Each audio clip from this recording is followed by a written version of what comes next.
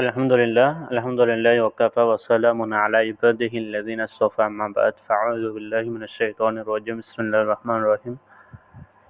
শুকরিয়া মহান আল্লাহ তাআলার দরবারে যিনি আমাদেরকে সুস্থতার নিয়ামত দান করেছেন। সুপ্রিয় দর্শক, আপনারা দেখতেছেন আমরা চলে এসেছি ঢেঁড়সের বাগানে, অর্থাৎ ভেন্ডি বাগান, ভেন্ডি খেতে।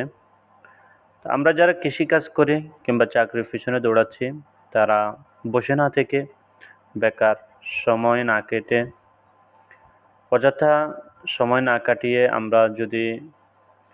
আমরা যাদের ক্ষেত আছে, ফসলের জমি আছে, তারা যদি বিভিন্ন কৃষিকাজে আমরা আমাদের সময়টুকু ব্যয় করে, অবশ্যই আল্লাহ তাআলা এর উত্তম জাযা দান করবেন। দেখেন আলহামদুলিল্লাহ, যে ফসলগুলো এসেছে, ফলনগুলো এসেছে, ভেন্ডির প্রত্যেকটা গাছে ফলন এসেছে এবং যথেষ্ট পরিমাণে যত্ন নেওয়া হয়েছে, ফলনের যথেষ্ট পরিচর্যা হয়েছে। আপনারা যার যার সামর্থ্য অনুযায়ী, যার যার চেষ্টা অনুযায়ী প্রত্যেকে যদি কৃষিকাজে কিংবা পরিশ্রম করেন, তাহলে অবশ্যই আল্লাহ তাআলা আপনাদেরকে উত্তম জাযা দান করবেন।